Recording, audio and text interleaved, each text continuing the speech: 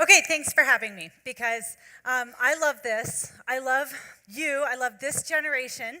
I actually I know that you guys are the ones that are going to change the world. Like, really, really. I know that people talk a lot of smack about, millennials and Gen Z and all of that, but the ones that I know, they're serious about the things that God wants them to be serious about. And they have a passion for justice, and they are deep thinkers. And I have so much hope for our world because of what I see God doing through the people who are in middle school and high school right now. And if I could do this any way I wanted, I would just go out individually with all of you guys for coffee, and we would talk for a couple hours. Because I'm not a presenter, I'm a discusser. Like, I like to have a conversation. There is a Faust in our house who can create a topic and start at A and figure out what Z is and know every place that goes in between, and you did not get that Faust today, right? That's my husband, and he's amazing at what he does. I like to jump around. So we're going to tackle several different topics, but what I really, really want, where I think the magic is Q&A. Right? I think the magic is giving honest answers to honest questions that you guys have. And we're going to talk this session and tomorrow about two things, really, sex and gender. Sex and gender, and all the different things that go along with that. Sex and gender is not the most central aspect of the gospel. There's 100 other things that are more important than sex and gender when you want to talk about like biblical orthodoxy. But true or false, sex and gender is what tends to get in the way of people even considering the gospel right now. Right? These are the questions. This is the place where the truth claims of Christianity are hitting the cultural shore. And I don't know how often the church responds with satisfying answers to those questions.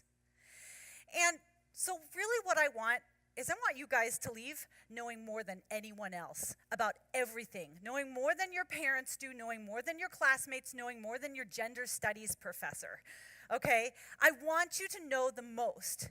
I never want you to feel ashamed of what God has laid out in terms of his design for sex and marriage, because it is so good. It is so good. Now, since we can't have an individual conversation, what we're going to do is we're going to try something called Slido.com. And this is where you guys can get out your phone. You can either download the Slido app or just go to Slido.com. And then you push in this code, this WYC18. That's the first thing it's going to ask you. And you can plug in your questions. Okay, so if questions come up for you, and you think, man, I really want an answer to this question, then I want you to put it in the app or in the website. Now, you're also going to be able to see the questions that other people have asked, and you'll be like, oh, that's actually a better question or a better phrasing, or I would like to hear the answer to that. So then you can upvote that question. And then when I'm done with my little chat tonight, we're just going to go all the way with Q&A, and we'll all get to kind of look at what's on here, and then we'll just kind of hammer it out. Let me give you a brief outline of tonight and tomorrow so that you know what's happening. Tonight we're going to talk about marriage, and we're going to talk about sex. Okay, so tonight we're talking about, right? I mean, we're beyond the stage of being like, oh, sex, right? That's a little more like 2 or 3 years ago for you. You're like, sex, I can handle it. I can, right? That's where you are, right? Raise your hand if you can handle it. Raise your hand if you're suppressing a laugh and you still kind of giggle about it. Okay, great. Well, that's okay. You're welcome here. You're welcome here too. So we're not going to put the questions up yet, but you can start plugging in your questions now. Now, let me tell you what we're going to talk about tomorrow morning. Tomorrow morning, we're going to talk about gender, same-sex attraction and homosexuality, and transgender ideology and gender dysphoria. So if tonight you think about questions that have to do with same-sex attraction, go ahead and hold on to those. You don't need to plug in those questions tonight. You can hold on to them, and we'll tackle them in the morning. So tonight we're talking sex, gender, marriage. We're talking about sex and marriage. Okay. Little background. I didn't grow up in church.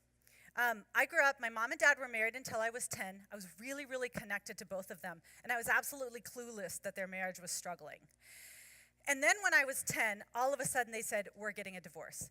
And I lost it. I lost it because the only divorces that I knew about was where the dad moved away completely, or the kids only saw him every other weekend or whatever. And I was terrified that I was going to lose a relationship with my dad. Thankfully, both my mom and my dad understood how much I needed the other parent. And it was a good divorce. It was a divorce where I still got to see both of them. I was really connected to them. My parents got along really well. We still spent a lot of holidays together. My dad moved about a mile away. There was no parenting agreement. I could go to whatever house I wanted, which was great. My dad dated several different women and ended up remarrying, and he was married to his previous wife for 10 years until he passed away. Very soon after my parents divorced, my mom fell in love with a woman, and they have been together ever since. So I was there 2 nights ago, right? I'm really close to my mom. I love her partner. I would not say her partner is my mom. I don't have 2 moms, but I will say her partner is my friend. And so I kind of grew up, middle school, high school time, kind of in this community of women, and feeling actually pretty comfortable with gay and lesbians. And that it was not until I actually went to college that I started kind of asking those questions about what the Bible had to say about sex and marriage. So that's kind of a little bit of my history, and we'll talk a little bit more about why I got into what I'm doing now as the time goes by, as the night goes by. So first, let's just pause, and I want to ask you, as I was watching Access, and I'm like, oh, they're so good. Access is so good. Look at them with all the multimedia, and they're having you guys discuss among yourself. So we're going to do that. Okay, so we'll go to slide number 1. Slide number 1. Okay, can you read this? So look at these issues, right? You're looking at some of the biggest struggles that we're facing today as a society, right? The greatest social ills that we're setting up organizations to develop and trying to figure out how to fix this, and government intervention and all of that. These are massive issues that we're facing today. So look at these, and I want you to discuss with the people around you, #Access style. And I want you to say, if you could solve one of those, which one would it be and why? Okay? Talk to the people around you and say, if you could solve one of those problems, which ones would it be and why?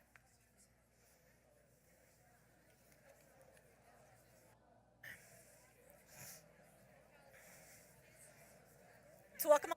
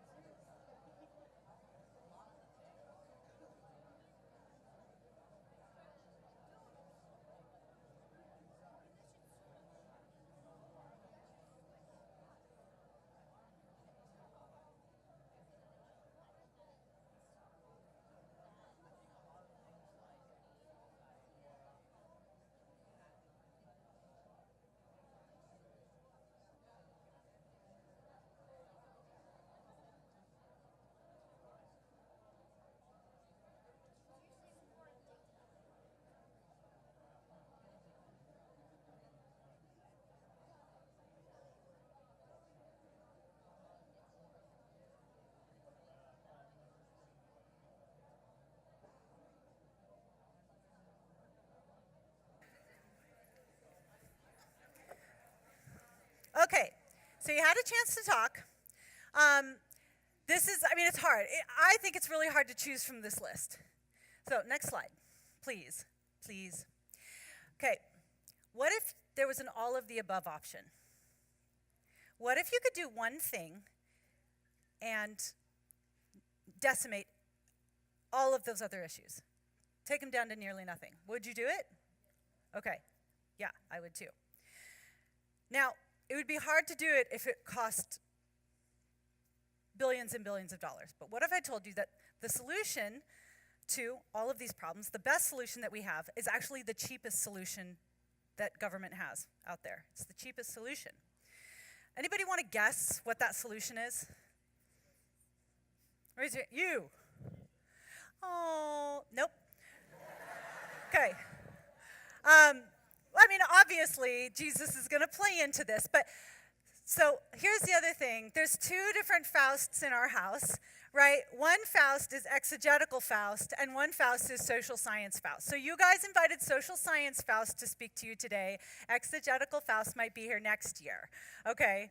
Now, Jesus obviously is going to play into this. But what else? Do you have any other guesses about what the one thing would be that could kind of take care of all these other issues? Thoughts? What do you think? More what? That's a very good answer, and that's not it either. Yeah. Because we actually have a lot of education about things like birth control and sex ed that leads to some of these struggles, especially like high teen pregnancy rates, and that the education has not really made a dent in that. Any other guesses? Give me one more big fat guess. Yes. Stand up. Stand up. Tell everyone your name. Aziza? Aziza said marriage. Give her a hand. Okay. Okay. Good job. Thank you. Okay. So that's right. So the answer is actually fatherlessness. Okay. Fatherlessness is a major contributing factor to every one of the things that we listed up here. So if you want to go to the next slide, it might be a little hard to read depending on, okay. So here's all of those issues that we just laid out. And it's hard to see from where you are, but I'll explain. The red bar is the percentage of kids in that category who are fatherless. The green bar is the one who come from households with their married mother and father, and the dark gray is other, okay? So youth suicides, you'll see top left, right? Youth suicides, about 63% of youth who commit suicide are fatherless. Homelessness is 90%. 90% of homeless youth are fatherless. Behavioral disorders is up around 85%. Poverty is about 50%. You are 4 times more likely to live in poverty without a father. And so that's how it goes all the way down. Now, society has faced this problem since the dawn of time. How do you get fathers to stick around? So we're going to talk about that, because if you can get fathers to stick around, to be in the life of their child forever, do you understand what we could do to the incarceration rate? Incarceration means you're in jail. Different studies will put the number at 75 to 85% of men in jail were fatherless. Like, jails are literally holding tanks for fatherless boys. So what would happen if fathers returned to their families? So one thing that I've started an organization, and it's called Them Before Us. The idea is them, the kids, come before us, the adults. I don't care what kind of adult you are. I don't care if you're gay or straight or single or married. I don't care. Your desires, whatever's going on in your life, should not take something from the child that the child has a right to. Now, when a child is born, they actually have a nearly universally recognized right to the two people responsible for their existence, their biological mother and their biological father.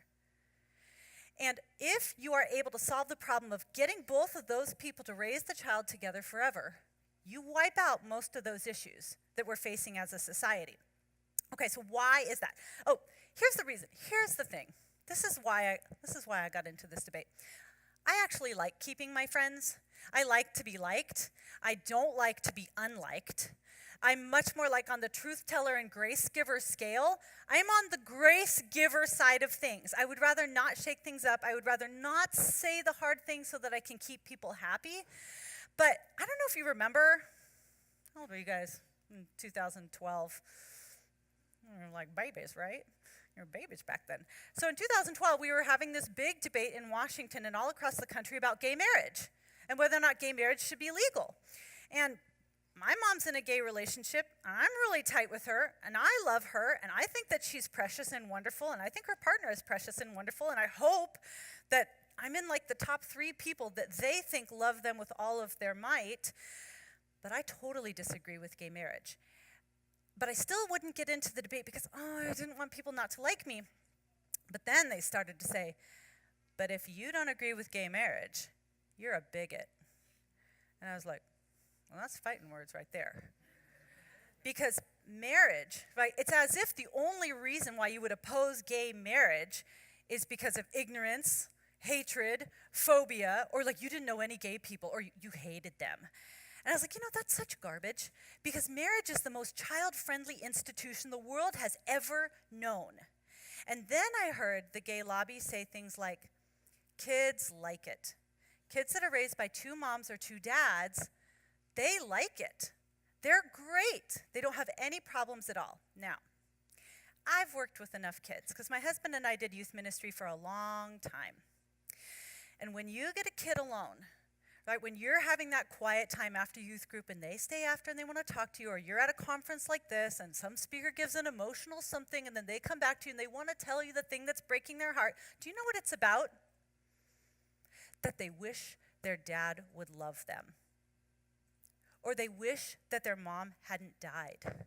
Or they wish that their father hadn't abandoned them. Like, one of the most universal human longings is to be known and loved by your mom and dad. And there is so much pain when you don't have it. And so I had dozens of these conversations with kids. And it didn't matter how they lost a relationship with their mom or dad. Maybe their parents divorced and they still know who their dad is, but they only see him in the summer, and it just kills you. Because you actually are made to have him love you and adore you and encourage you every day of the year. You're not meant to have a summertime relationship with him. And I have sweet, sweet kids in our ministry who don't have a mother. And they are so off kilter. They have such a hard time finding their way in the world because there is nobody in their corner nurturing, kissing their face, listening to them when they come home from being concerned about their immediate well-being. And it's so painful. And so what I heard from the gay lobby is kids don't care if they're being raised by two moms or two dads. Now, that is a problem. Because the only way for a kid to be in that household is to lose a relationship with their mom or dad. And I don't care if you have gay parents or a step-parent or whatever, the process of losing that parent is painful. And if you look at the statistics, the effects are long-lasting. So that's what finally pushed me over the edge, and I decided I got to start saying something. Because when you start lying about kids, that's where you cross the line for me. Okay, so I jumped in and I started to write about marriage and why marriage is actually a social justice issue for children. For the A, because their hearts are broken when they don't have both their mom and dad, and B, every social ill that we're facing as a country today comes down to losing a relationship with one or both parents, usually the father. Okay, so when I talk to, an easy way to talk about this is, like, why is it that kids fall prey to those serious social issues, poverty and homelessness and behavioral issues, when they don't have a dad or when they don't have a mom, even though those kids are harder to find in random samples? Well, think about your diet. Think about your physical diet, right? There's 3 what they call macronutrients in your physical diet, things that you need to get lots and lots and lots of if you're going to be healthy. So one of them is carbohydrates, which gives you fast energy. One of them is protein, which helps with muscle development and immune system function. And one of them is fat, right? And that helps with long-term energy storage. So if you do not have one or more of those macronutrients, you will be malnourished. It will be very hard for you to do things like stay awake or run a mile. Like, those are simply things that your body needs. Now, when you want to talk about a child's social, emotional diet, you also have 3 macronutrients. 3 things that are the staples, the things you need in large doses, and you need other things too, but here's the 3 things that you need for your basic social emotional diet as a child as you grow. You need your mother's love, you need your father's love, and you need stability. You need those 3 things. Let me pause and say one quick thing, because this is hard stuff, like what we're talking about. And if you are in that group of people who have suffered because you've lost a relationship with your mom or dad, or your parents are divorced, I'm talking statistics. You're feeling the pain. And so I get it. And it's hard for me to kind of rip through this. But on the other hand, I actually think it's pretty important for you to be able to put your finger on what's going on and why it hurts. Let me say one other thing. I am not saying that step-parents are bad. I know really heroic step-parents out there, really heroic step-parents who are doing an incredible job of conforming their life to the needs of the step-kids in their life. But those step-kids are still statistically have some pretty significant challenges in their life as a result. Okay, so I just want to say that right out of the gate. So let's talk macronutrients: love of your mother, love of your father, and stability. Okay, those are the three things kids need a huge dose of. Now, some people think, well, kids just need to be loved, right? It doesn't matter if it's a dad or a mom or a guy or a girl or whatever. That's actually a complete sociological lie. That social scientists have been studying family structure for a long time, and they actually will say, people that study parenting, they'll say there's actually no such thing as parenting. There's mothering and there's fathering. The way that men and women interact with kids is so different that they'll say there's no way for a mother to father, and there's no way for a father to mother. They're that different. And we're going to talk a little bit about gender differences as we move on. But one of the starkest ways that we see differences in gender is in parenting styles. So we'll just kind of throw out some of the differences. So by 8 weeks old, a baby can tell the difference between a male and female face. By 8 weeks old, right? That baby already can see the difference and tell when they're interacting with a male or a female. Crazy. Mothers and fathers play differently than one another. And I can see this in our house so much. So fathers tend to play with kids, and mothers tend to care for kids. So if you've got a mom and dad in your life, think about that. Dads tend to bring the fun. In fact, I was sitting right over here when Axis was talking, and I looked out and I saw a sailboat, and I was taken back. And my dad and I used to sail on this river, right there, right? And we'd go all the way down to the channel marker and then back up. And I didn't sail with my mom. I did almost fall off the boat several times with my dad, right? He taught me how to hike out and pack a spinnaker and things like that. But dads tend to push kids to take risks. I was probably a little too young to be doing some of the things that I should have done, but that's what dads do, is they push you outside your comfort zone. And it encourages independence and confidence in kids. Moms tend to care for kids, right? They just tend to be very concerned about their emotional. Honey, did you eat your broccoli? Did you eat all your vegetables? Okay, make sure you brush your teeth before you go to bed. Okay, honey, are you okay? That looked like it really hurt. I'm sorry. You'll come in here. Let me just hold on to you for a little while. Okay, moms and dads, right? That's big, big differences. And I ran a half marathon 2 months ago. It was great, until mile 10, when I tore my calf muscle.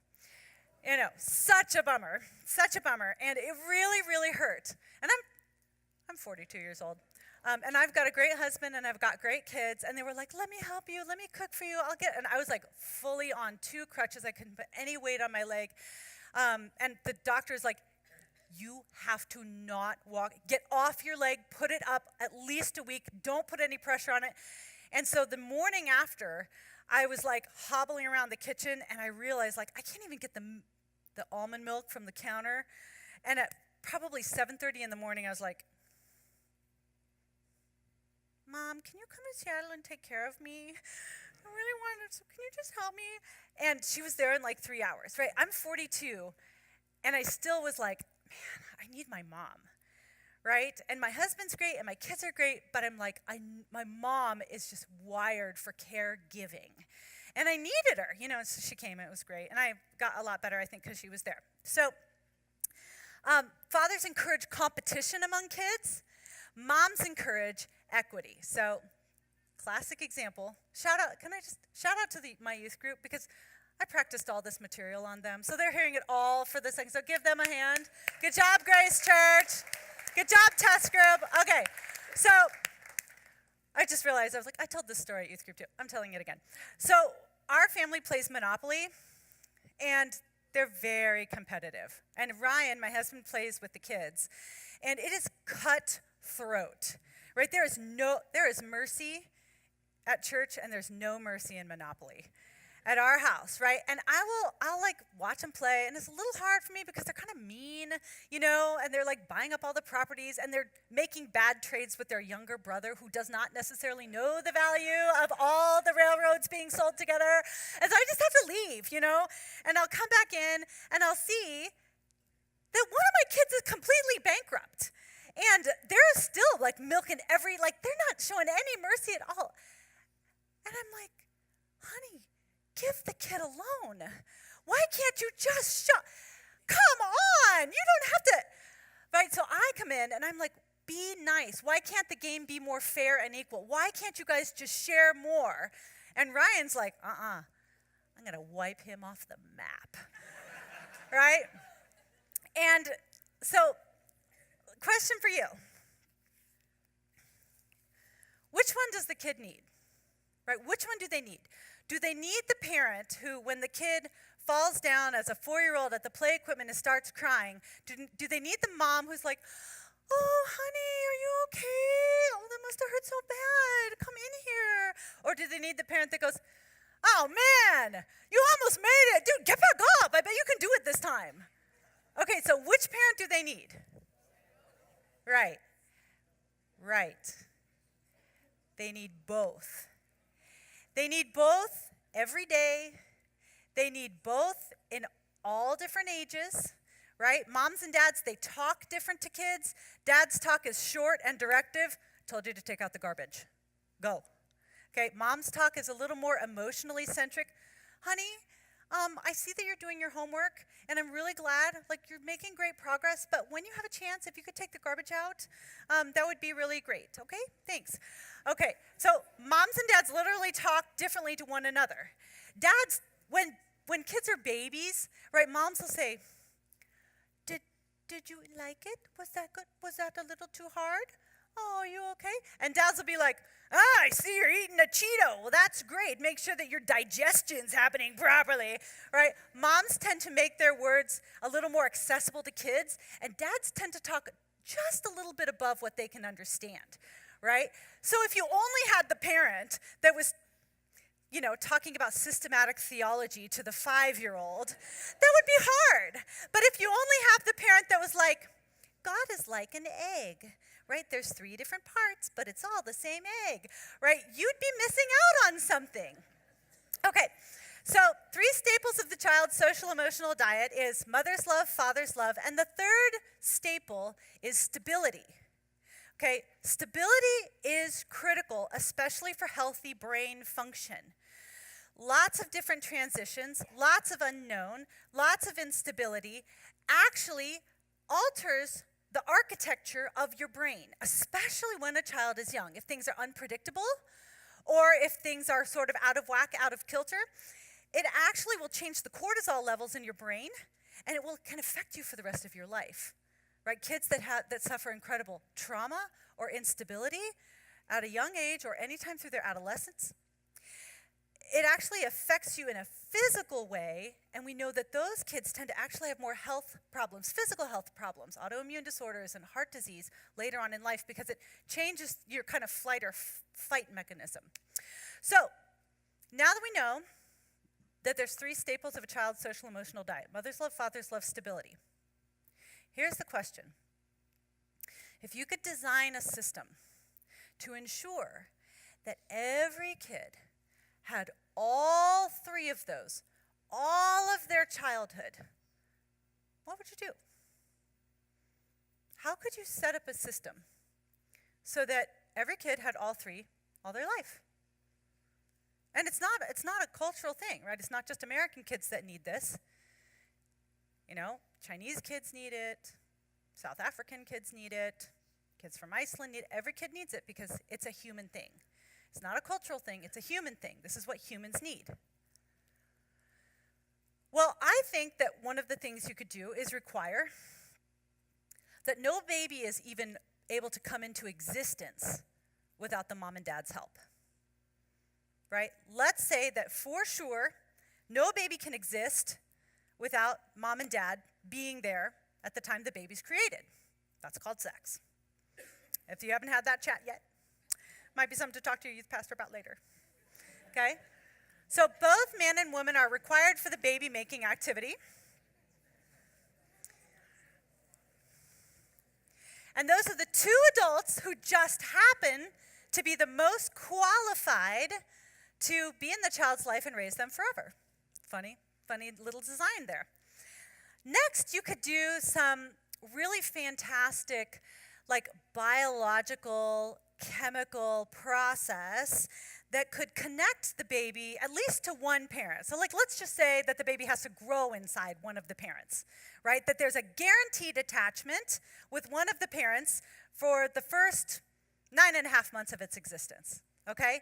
And then once the baby's born and on the outside, more chemical processes that would knit the baby to the mom and ensure, as much as possible, a relationship of trust and attachment. And so that's what we actually see with breastfeeding and simply the way that women are wired. You've probably noticed, you've even seen it around this hotel, moms walking around literally with babies like strapped to them, right? The baby's always right. Stand up. Let us all see your baby strapped to you. Okay, that's how it goes. Okay? Now, what's going on with hero mom over here right now is the same thing that happens during breastfeeding. So whether or not you're breastfeeding is ridiculous and insanely beautiful. But even if you don't breastfeed, this process right here, what happens is when the baby is close to the mom, it takes about 20 seconds, and you start to release, women especially start to release a hormone called oxytocin. Oxytocin is called the cuddle hormone, right? Because you get the baby there with you and you release, and you cuddle, right? The cuddling releases the oxytocin. And it's involuntary. You don't get to decide whether or not the oxytocin is released. It just is. I was like holding my friend's baby the other day so that she could eat, and it was a church potluck, right? And I had the baby, and the baby was probably like 4 or 5 months old. I was walking around, and it was like, I probably should have counted. It was 20 seconds. I'm like talking to everybody, chatting with the line, just have the baby, and I suddenly went, and I was like, oh, I want to kiss this baby, because the oxytocin's being released, and the oxytocin says, this belongs to me. Oxytocin says, I trust you. You trust me. We belong to one another, right? That's this chemical, amazing, beautiful chemical design that happens between mothers and babies. It also happens between women and men, and we'll talk about that in a little bit. But here's the problem. When a baby's born, guaranteed, mom's in the room, right? Guaranteed. So the question is, how do you ensure that the dad is in the room? Because, what was that? Chains? Stand up and identify yourself, bold soldier.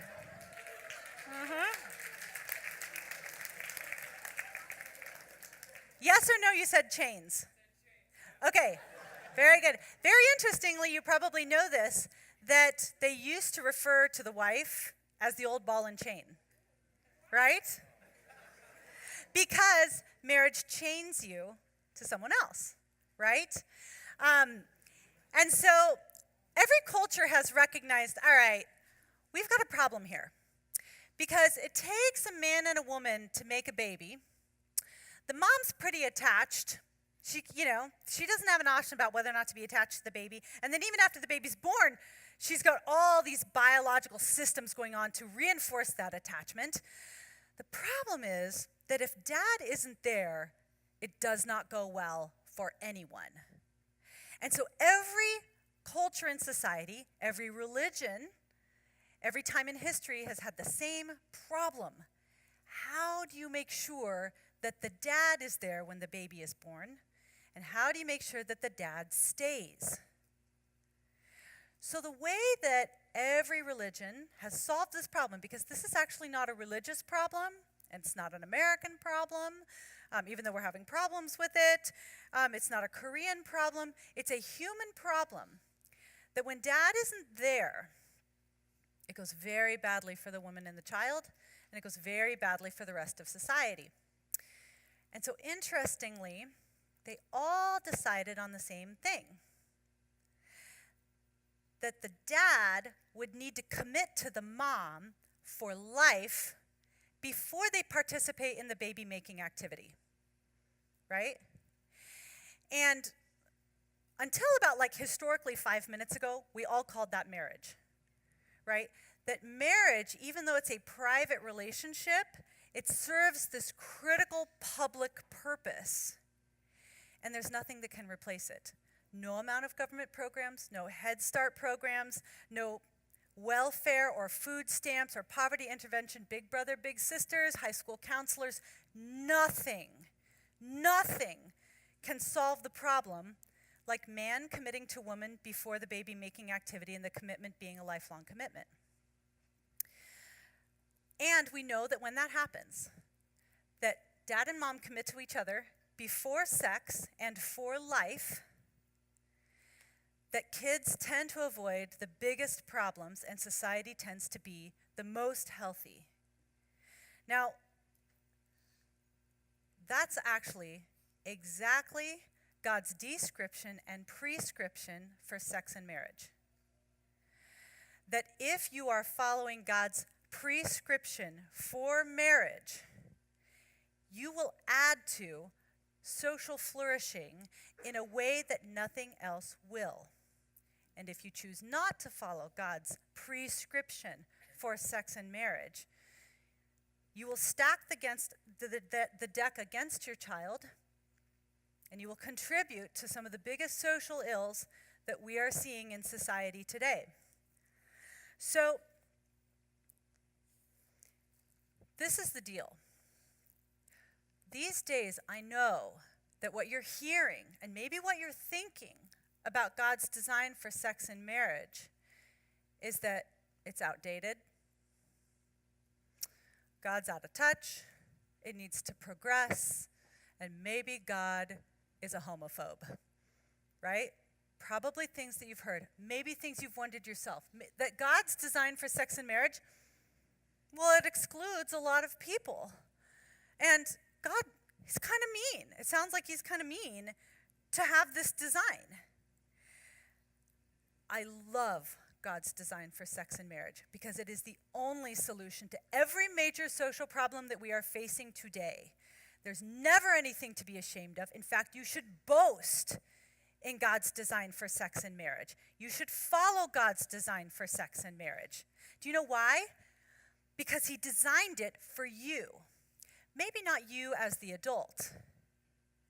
He designed it for you as the child.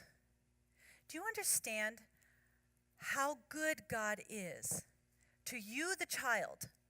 God loves adults. It's true, and he's concerned about adults, but you touch kids, and you have to deal with God. He has set aside children as the special demographic for extra protection and attention, especially from his people. And if you get sex and marriage wrong, it is the kids who will pay the price, and he has no time for that business. God loves you, kids, and if you are wounded and hurting, there's a really good chance it's because the adults in your life stepped outside of God's design. Everything God says about sex and marriage is for you, kids, because he loves you, kids. Okay? So we're going to talk a little bit about what that means for you as adults. But I want to make sure that there's no confusion over how this is good for kids and there's no other way. Every other design, every other aspect, every other approach to sex and marriage will cost kids something. Right now, statistically, based on a U.S. Census Bureau's data from 2008 to 2012, the number of kids who reach their high school graduation having all three of their social and emotional staples met. You want to guess a percentage of the number of kids in the United States who graduate from school having all three of their macronutrients in their life every day? What do you think the percentages of the kids who get there? You think 25%? 17. 17 is actually the right number for black youth. Only 17% of our black brothers and sisters will make it to their high school graduation fully nourished. What about the general population? 27. So the number is 46. Okay, 46% of kids will get to their high school grad. That means that 54% are malnourished, emotionally malnourished in some way. There's something that they were made for that they're not getting. And let me be very, very clear. If you didn't get the love of your mother, the love of your father, or stability, you're not doomed, right? You're not doomed. It does mean that you're going to have some struggles that God did not intend for you to have.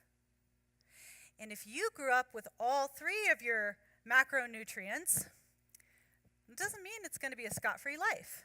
It doesn't mean you're not going to have struggles. In this day and age, there's no way to avoid struggles. It's a hard time to be a kid.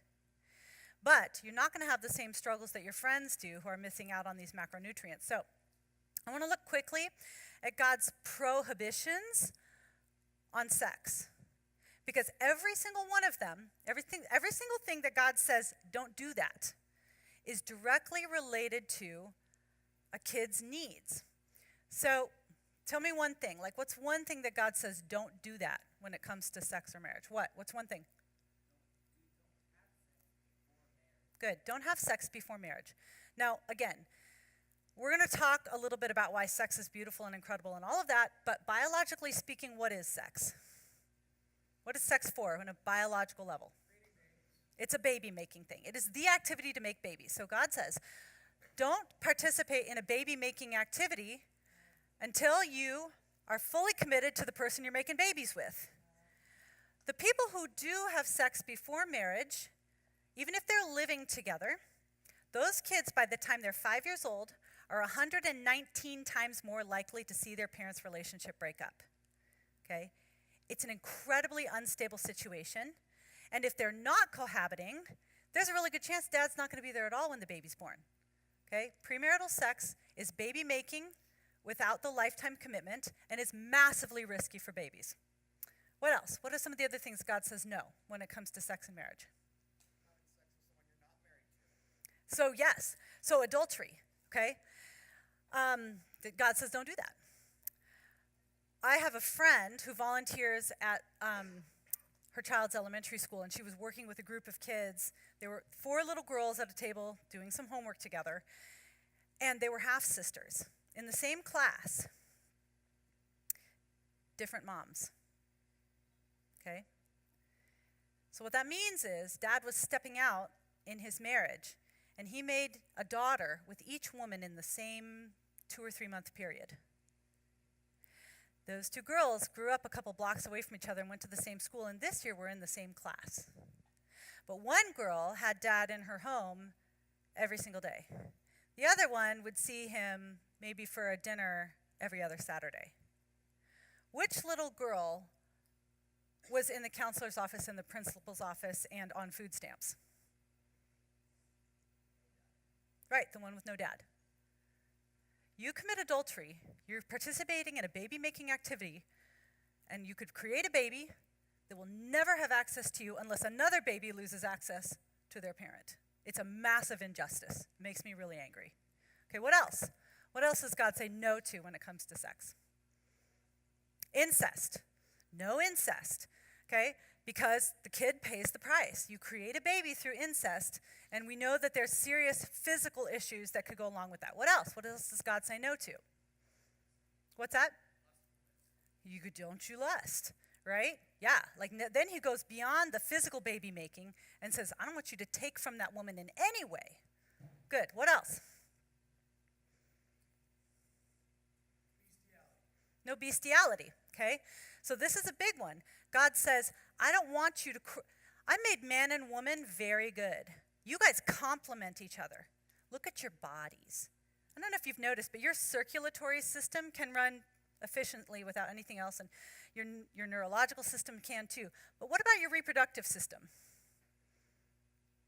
It can't function unless its complement is involved, okay? God says sex with your complement. An animal doesn't complement any person. Okay, what else?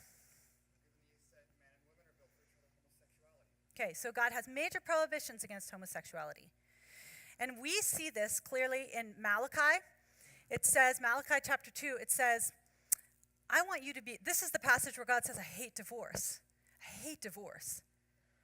Because he understands that divorce, the shock waves of divorce go out long and far through everybody's life. But he says, I want you to be faithful to the wife of your youth. I made you two one. In flesh and spirit, you're his. Do you know why? It's not because it's fun. It's because I'm seeking godly offspring. God says, I'm seeking godly offspring. The reproductive aspect of marriage is littered all throughout the Gospels, all throughout the Old Testament and the New Testament. Now, if a child is raised in a same-sex home, they're not going to have the mom and dad that they deserve. Right? Homosexuality, it goes against the complementary aspect. You're not having sex with your complement. But a child raised in that home has to lose something to be in that home.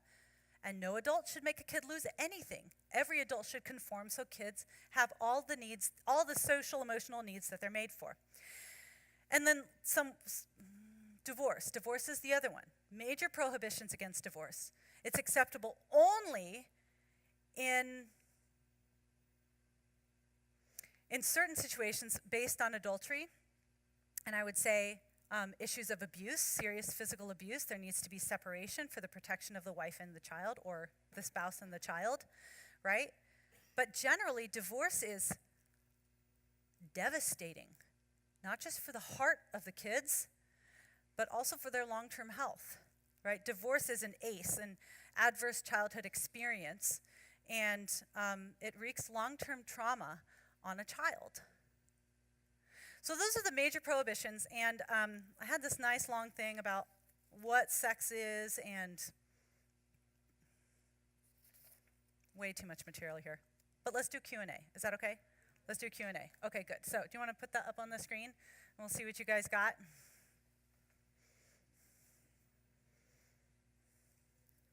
We need a little drum roll or something. Okay. 36 upvotes. This better be good. So sexual desire is designed by God and is good, but not okay outside of marriage. What do I do with my sexual desires until then? You master them. You're not a slave to your sexual desire. You master them. This is training. This is a training ground. And it's hard, especially for young men. I don't know why God decided to give 14-year-old boys the level of testosterone flood that he gives with really no healthy outlet. But this is what I think. I think that if a 14-year-old boy can master that and govern his sexual urges rather than being governed by them, he can probably do anything. Here's the thing. When you get married, it's not like you get everything you want, okay? You're always governing yourself. You're always channeling your sexual desires, right? Even in a healthy marriage, both the husband and the wife have to give to the other person. That's actually part of what sex is choosing the best for the other person rather than yourself. That's one major, major problem with porn is all about getting. And biblical sex is all about giving. Okay? So you need to master your sexual desire. It is crouching at the door, right? And it can consume you. But you have the power to overcome. Everything that you need to be victorious is in Christ. I will say, too, that you don't need to tell everybody everything, right? That's one problem we have with social media is there's lots of oversharing. But you do need to tell somebody everything, okay? So if you're having a struggle, a sexual struggle, you need to tell somebody. That somebody needs to be trustworthy because this is precious information. And so you need to let them in on it because what you keep in secret will rule you. If there's one thing that you can't talk about or you're keeping a secret, I guarantee you that thing will run your life. And it will not be a good God. It will be a tyrant. Okay? So your sexual desire is something that you're going to need to master, and you're probably going to need some help. Okay, so bring in some trustworthy adults. That's a great question. Is it better to divorce if you're always fighting with your spouse? Wouldn't it be better for the kids if you just divorced? Okay. I get this question a lot from people because they say, well, you want my kids to just see us fighting all the time, or shouldn't I just get a divorce? There's actually more than two options there. The other option is you grow up. Okay? You grow up.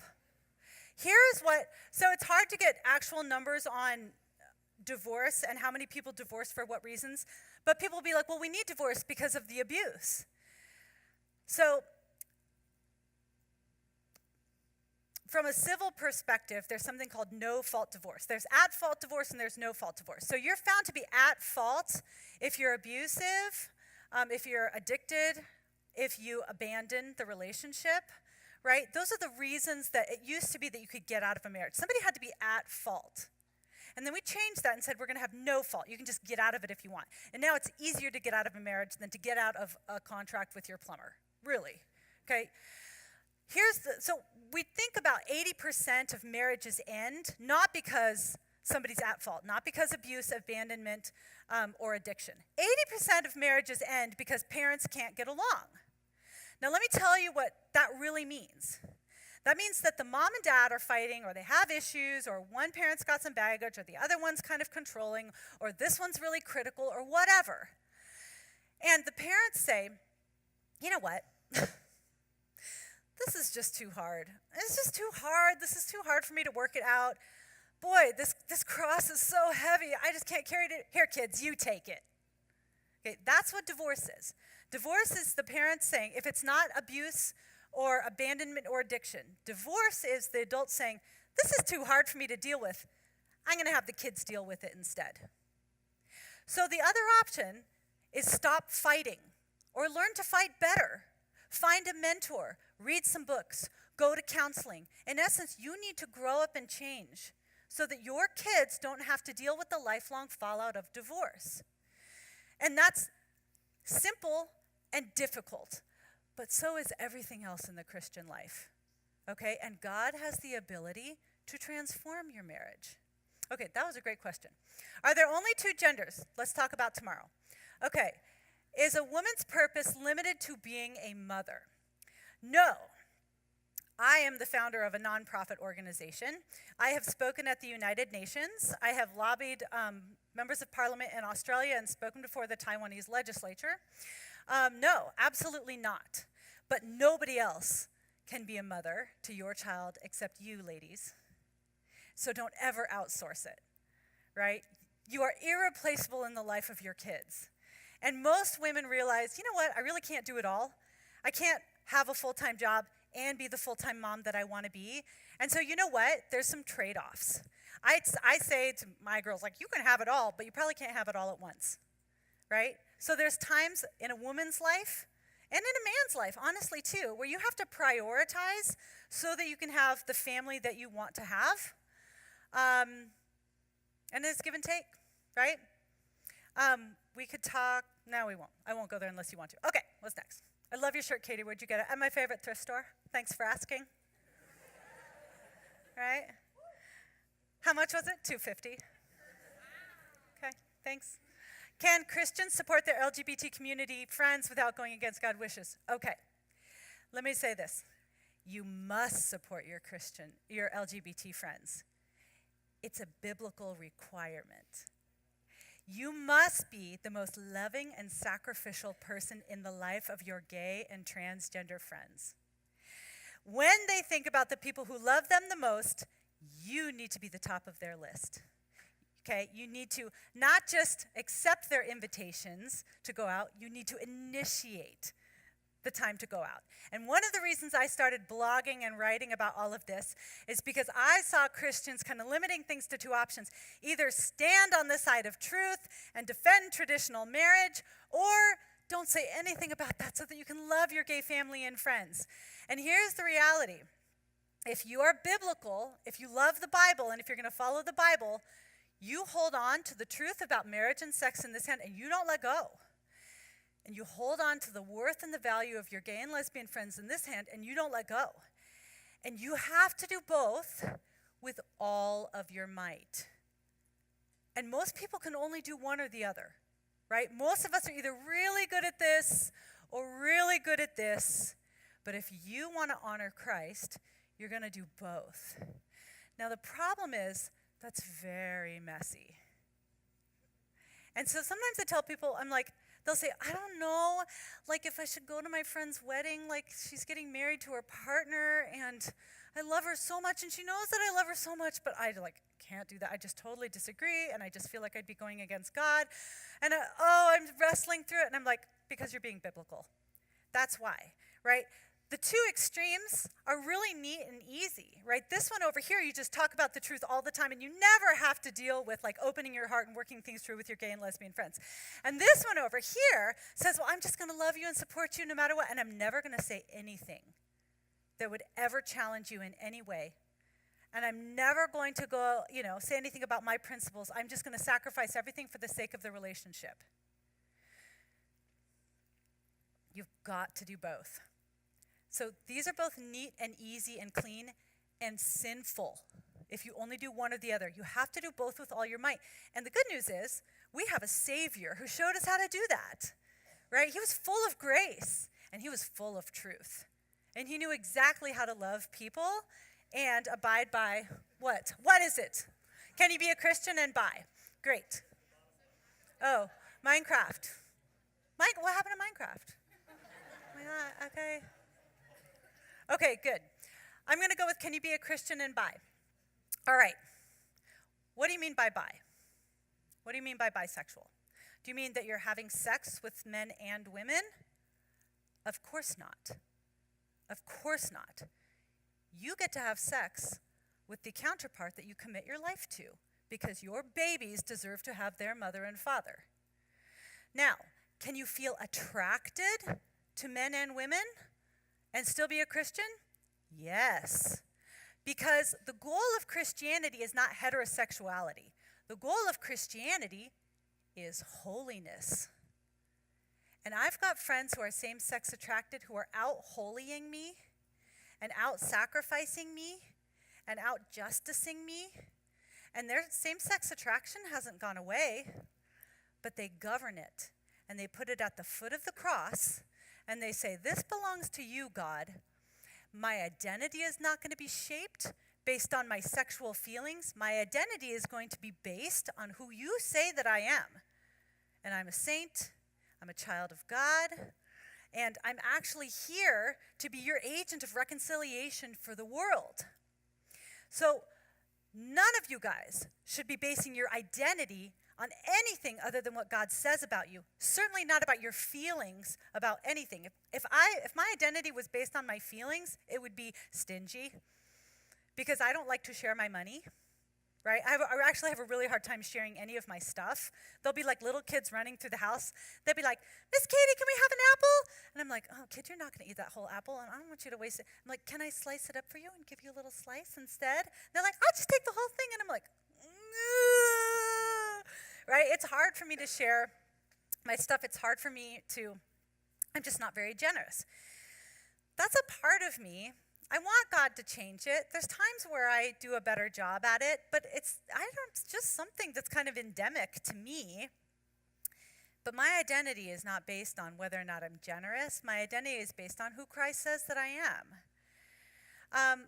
I want to talk, again, a little bit about sexual labels as well, because it's actually really normal and kind of typical for you guys to be labeling yourself, right? Most of you guys, when you think about yourself, you'll come up with a label, like I'm a band geek, or I'm a bookworm, or I'm a jock, right? Or I'm a gamer, or whatever. Because you're all asking the question at this age, where do I belong? Where do I belong? Like, who do I belong with? And it's okay to ask those questions, right? And most of those labels are kind of harmless. They have to do with hobbies or how you dress. Sexual labels are different because sexual labels are connected to sexual behavior, okay? And sexual behavior is risky. Here's a little secret that your sex ed teacher isn't going to tell you. There's no such thing as safe sex. Okay, there's no such thing as safe. Sex is always risky. You're always vulnerable in every way that you can be vulnerable. Sex is never safe. Never. There are only safe relationships. And the way that you know that a relationship is safe is because it's the relationship where you've devoted your entire life to each other forever in front of your family and friends, not in your heart, right? You've committed to one another in front of your family and friends. So when you are messing around with sexual labels like gay or bi or trans, right? What you're saying is, my identity is based on a sexual behavior. None of you guys, should be, unless you're married, should be dealing with sexual behavior at all. It's risky, okay? Like there's no safe sex for you guys right now. It's all risky. Okay. Is premarital sex a sin? Yes, it is. And it's really destructive.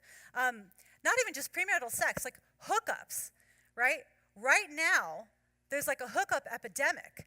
And hookups are really dangerous. What? No. What happened? What's going on? Can people stop using these questions as a joke? No. No, because you're high schoolers, and this is how it works. All right. Okay. So, come on, what were we talking about? Premarital sex. Okay, hookups. Hookups. You know what happens? You naughty babies. You're so naughty. Let's see what time it is. So you know what happens with hookups is you're hooking up, and maybe you're not even having sex, but you're like really making out heavily. Do you know what happens to the girl? What happens? The oxytocin, right? That oxytocin, it starts going in her, and it's telling her body, trust him. He loves you. You belong with him, right? And then there's the hookup, and the next day he totally ghosts her, right? Or he walks past her, pretends like nothing happened, right? And there's something chemically inside of her that goes, but he belongs to me. He belongs to me. Don't I belong to him? Doesn't he want me? Hookups are bad for guys and girls, but it's devastating for girls. It's devastating for girls. I got a statistic in here.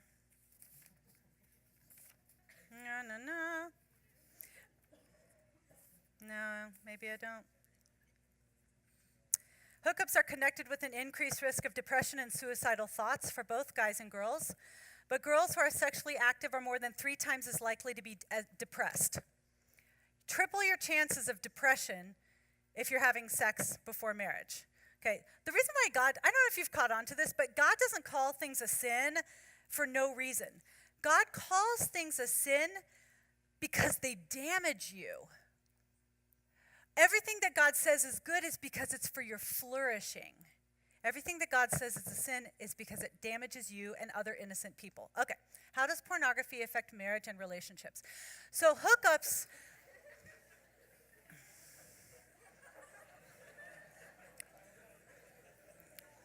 You guys are brilliant.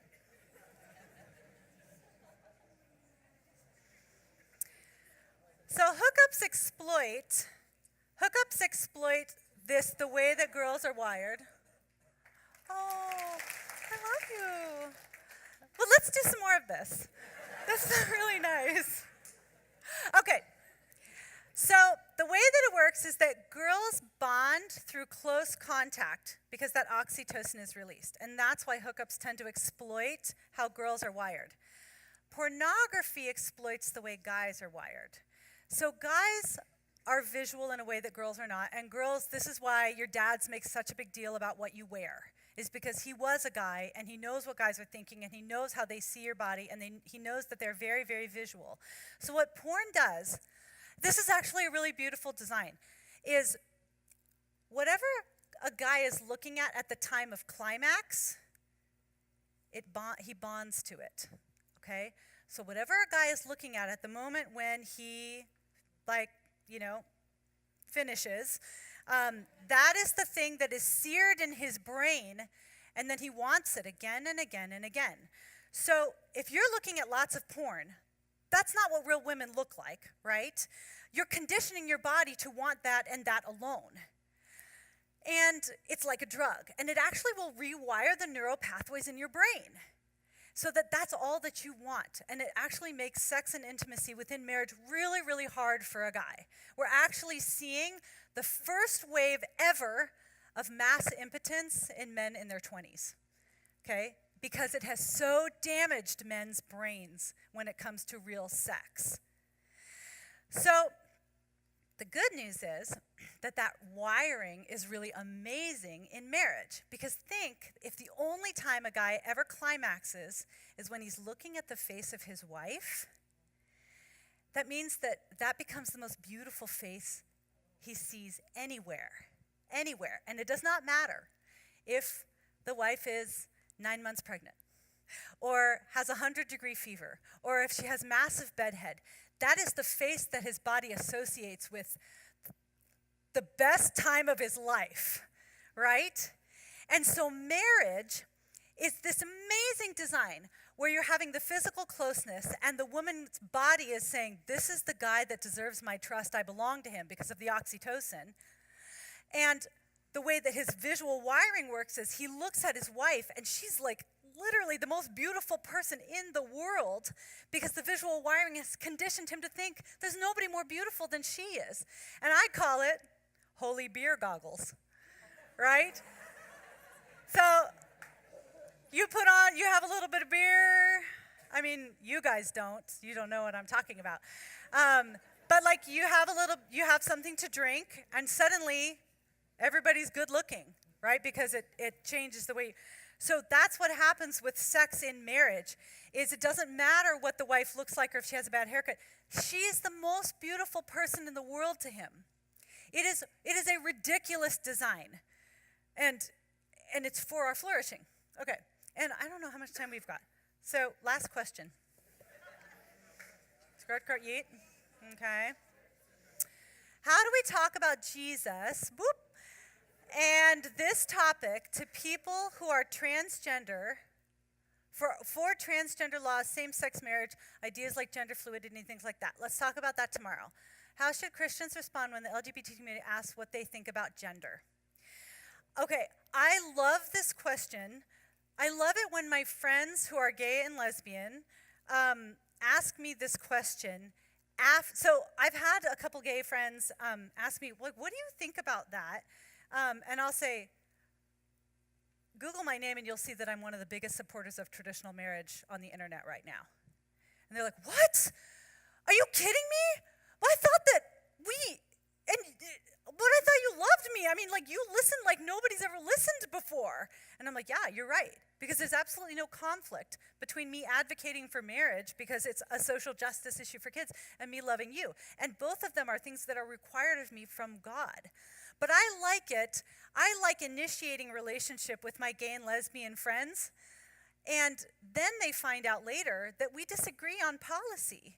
And they're like, well, that's interesting. I guess Christians aren't jerks after all, right? So like I would just say go first, right? Go first with the love, go first with the support, right? Go radical with the pulling them into your life.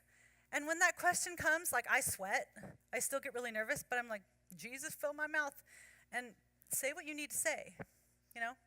Okay, so I think that's it for tonight. And tomorrow we're going to talk gender, same-sex attraction, and transgenderism. We're also going to stay and chat afterwards. So if you have more questions about tonight, we'll just like meet over here when we're done and we can just keep talking. Because like I said, I want you guys to know more about this than anyone else. I never want you to be ashamed of God's design because it is so brilliant and it's exactly what the world needs right now. And then think of more questions and we will do this again tomorrow. Oh wait, and then let's pray, right?